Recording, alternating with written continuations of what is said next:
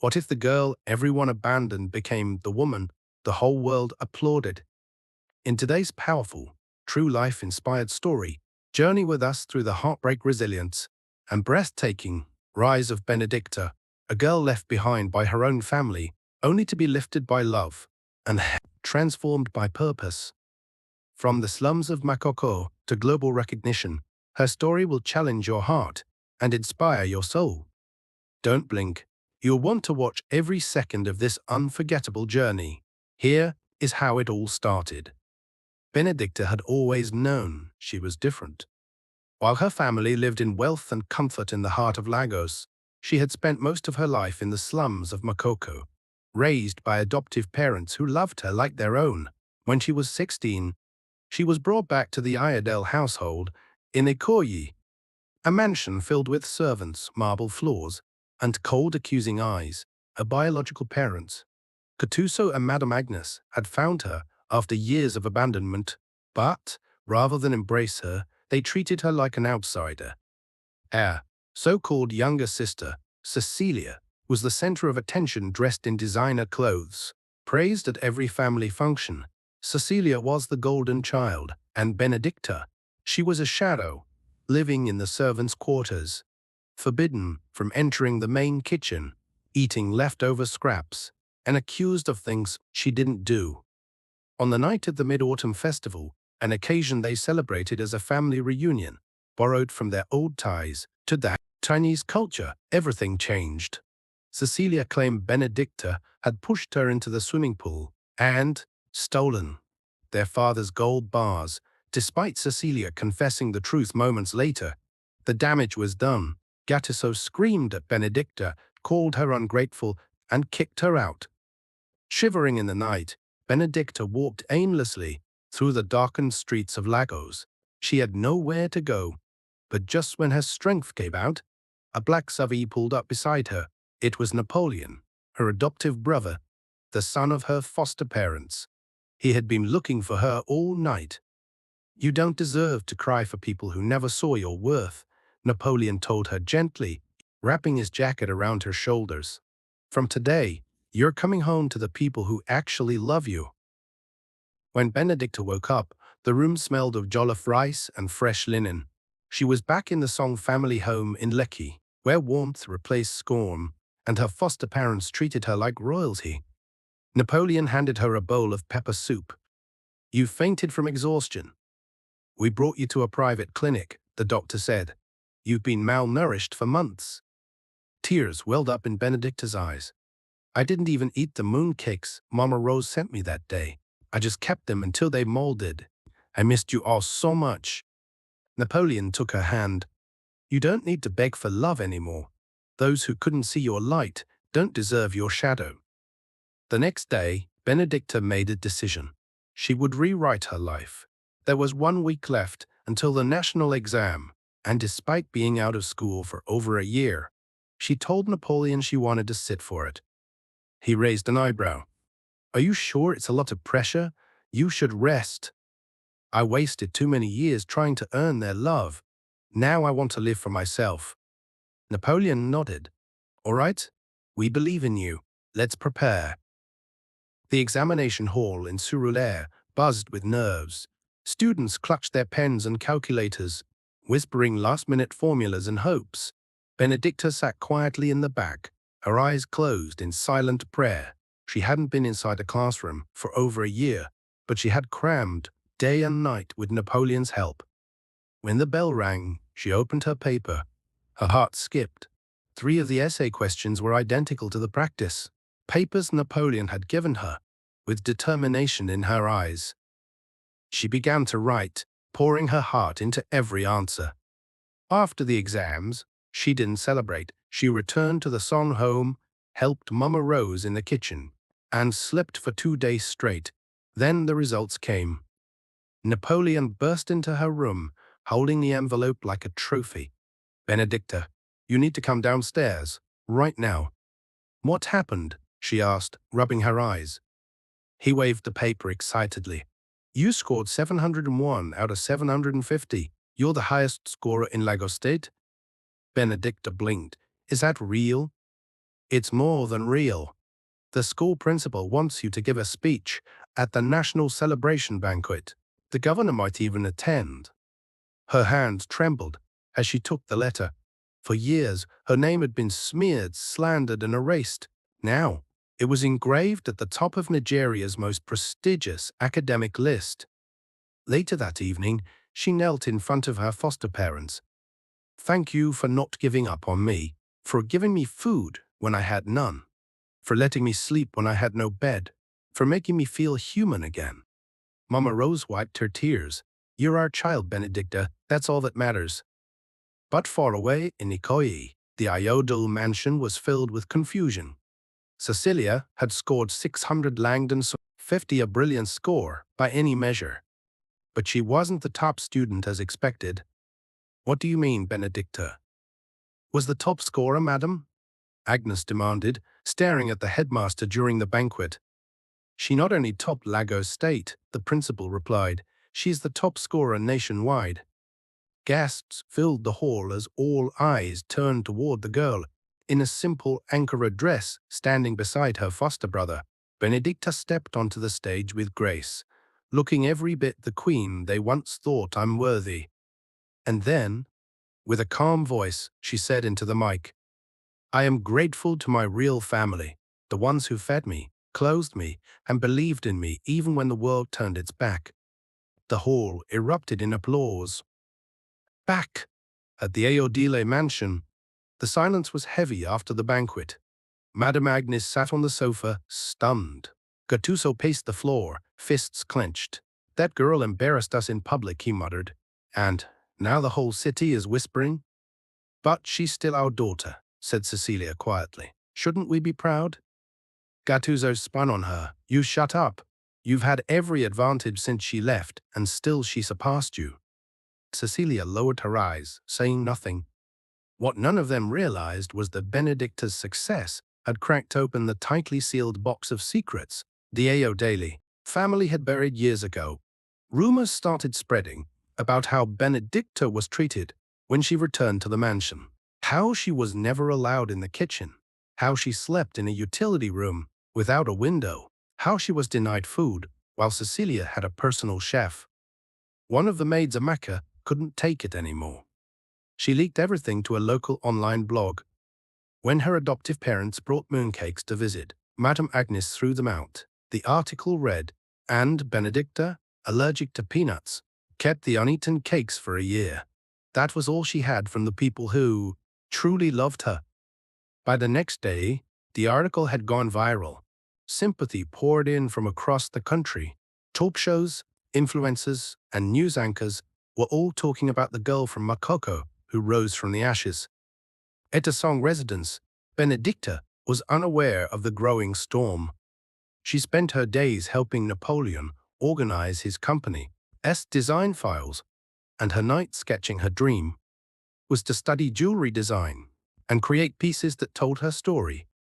Napoleon noticed one of her drawings, a necklace, shaped like a broken chain, reconnected with a single ruby. "This is powerful," he said, impressed. "It's about freedom," Benedicta replied. "About breaking free and choosing your own value." Napoleon leaned in.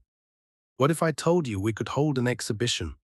I have connections in the art and fashion industry. People need to see this."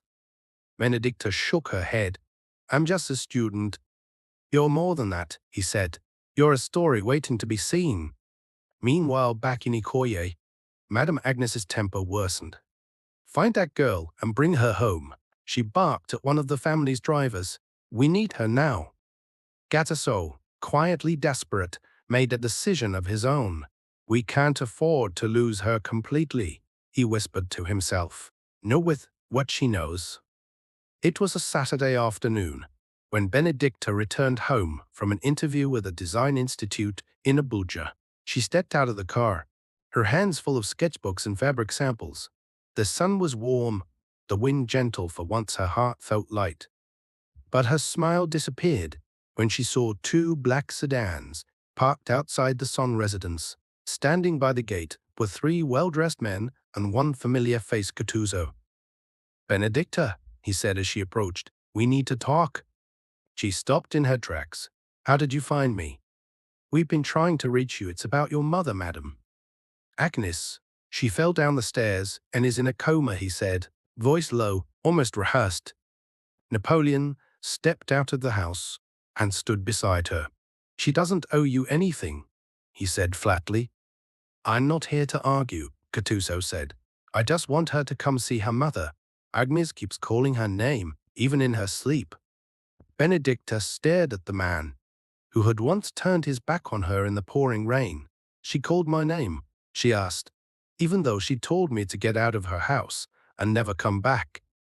Benedicta, we were wrong. All of us come and see her one last time, if nothing else. Napoleon touched her shoulder gently. It's your choice, sis, but you're not going alone. Later that evening, they arrived at the private hospital in Victoria Island. The hall smelled of disinfectant and roses. Madame Agnes lay pale and unconscious in a hospital bed, her breathing shallow. Benedicta stood at the doorway, frozen. Go in, Napoleon whispered. Say whatever you need to. Benedicta walked in, her footsteps quiet. She sat at the edge of the bed and stared at the woman who had given birth to her, yet made her life a living nightmare. I used to dream of this moment, she said softly, that maybe one day you'd look at me and see your daughter, not the girl from Makoko, not the servant, just me. Tears filled her eyes, but she didn't cry. If you ever wake up, I want you to know I'm not the same girl anymore. I'm not begging for crumbs. I have a real family now. They love me, and they treat me right. She stood up, wiped her face and walked out. Outside, Gattuso was waiting. Will you come back home, he asked. Benedicta didn't stop walking. I already am. Weeks passed and Benedicta's life only blossomed further. Her design sketches caught the attention of the Lagos Art and Culture Council, and she was invited to showcase her work at the International Jewelry and Fashion Exhibition in Abuja. It was a prestigious event, attended by fashion elites, investors, and international designers.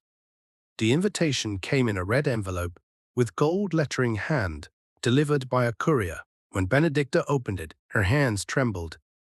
They chose you, Napoleon said proudly, reading over her shoulder.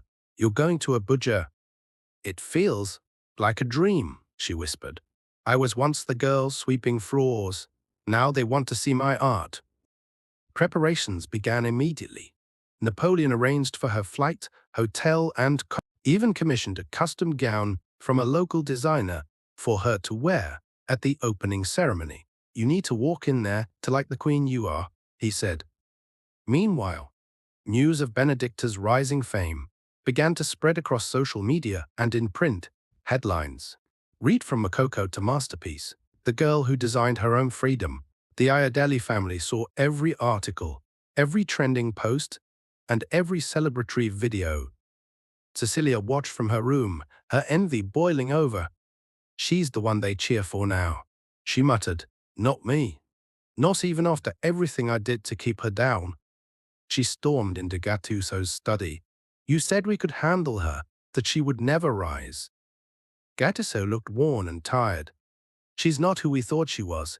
She's stronger, smarter, and now more powerful. Cecilia's voice dropped. What if we remind her where she came from? That same day, Benedicta received a message from a stranger. It read, We haven't forgotten the lies you told the people you betrayed. Remember, Makoko doesn't let go so easily. Napoleon saw the message and immediately called his head of security. We need to be careful, he told Benedicta. This might be an attempt to shake you before the exhibition. But Benedicta didn't flinch. They can threaten me, but they can't stop me. I earned this. I'm not turning back. The day before her flight to Abuja, she stood in her room and looked at the necklace she had made, the broken chain joined by a ruby. This, she whispered, is my story? The Abuja International Conference Center shimmered with golden lights, hosting the grand opening of the International Jewelry and Fashion Exhibition. Designers from around the world were present, but the spotlight kept returning to one unexpected name, Benedicta Ariodiel. She arrived in a flowing gown of deep emerald green, her hair braided in a regal updo. Around her neck, she wore her signature necklace, the broken chain, reconnected with a ruby. People whispered her name with curiosity and admiration. "That's the girl from the Makoko slums," a woman in a wine-colored lace gown asked. "Yes," another nodded, "and her designs are the talk of the night."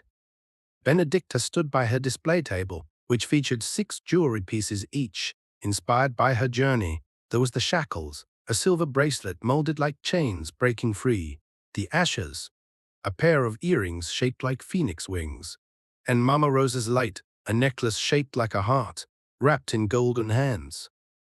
Crowds gathered, admiring her work not just for its beauty, but for the emotion behind it. Napoleon stood to the side, beaming with pride. A representative from a global fashion house approached him. "She has a story," the woman said, "and the world wants to hear it." That evening, Benedicta was called to the stage. Her heart raced as she stepped forward, 1,000 eyes watching. The host handed her the microphone. "Inspiration comes in many forms," she began. "Mine came from rejection, from pain, and from being unseen, but most of all, it came from love, the kind that lifts you up when everyone else pushes you down." She paused and held up the ruby necklace. "This piece represents the moment I was broken and the moment I began to heal." The hall erupted in applause. Reporters rushed to her afterward, asking questions about her journey, her art, and her future plans. Back in Lagos, the Aradale family watched the event live on TV. "She's become someone we can't even recognize, madam," Agnes murmured weakly from her hospital bed. Her voice had returned, but her strength had not. Gattuso remained silent. Cecilia, arms crossed, simply walked out of the room. That night, Benedicta returned to her hotel suite to find a handwritten letter slipped under her door. It read, "Your designs move me. You have a rare gift. The fashion world is yours. If you choose it, let's meet." So to Mr. T. Obafemi, founder of Obafemi Jewel House. Napoleon looked at her with a raised brow. "Are you ready for this?" She smiled. "I've been ready for a long time. They just didn't see it." The morning after the exhibition, Benedicta met Mr. Tunde Obafemi in a private lounge at the Transcorp Hilton. A silver-bearded gentleman. In his 60s, he carried himself with quiet grace and wore a traditional agbada embroidered with gold thread. "I don't usually attend exhibitions," he said, "but your work pulled me here. There's truth in your designs, raw truth." "Thank you, sir," Benedicta replied humbly. "I didn't think anyone would notice." Hay smiled. "People don't always notice gold until it shines in the sun. That's you, child." They spoke for over an hour. Mr. Obafemi offered her a 1-year mentorship, full scholarship to a design school in South Africa, and an internship at Obafemi Jewel House. Benedicta was overwhelmed. "I need time to think," she said. "Take all the time you need," he replied, "but don't let your past make you hesitate. You're not who they said you were."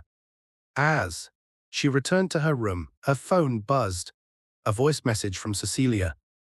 "Benedicta, I know I have no right to ask you for anything, but I need to tell you something.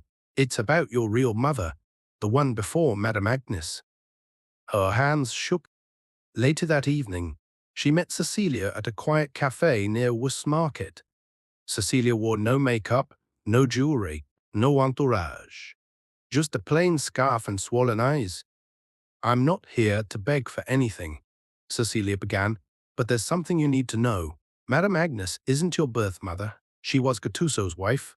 "Yes, but your real mother, her name was Alaba, was the maid. Gattuso had an affair with her. She died during childbirth." Benedicta froze. "You're lying." "No, I swear it, madam. Agnes never wanted you. She only agreed to keep you when your father begged her, but she never treated you as her own. That's why she hated you. That's why she left you in Makoko and never looked back." Cecilia slid a small photo across the table. It was old, faded, and torn at the edges. but it showed a young woman who looked exactly like Benedicta holding a baby, wrapped in Ankara cloth. I found it in my mother's drawer after she went into a coma, Cecilia whispered. I think she was trying to find peace before it was too late. Benedicta's mind spun. Her entire life, she had wondered why she never belonged. Why no amount of kindness could soften Madame Agnes's gaze. Now she knows. Thank you, she said quietly, standing up. Cecilia looked down. I wish I hadn't been so cruel. I didn't want to lose what little love I had. Benedicta nodded, then walked away. Her mother's face, imprinted in her memory, her past shattered and made whole in the same breath.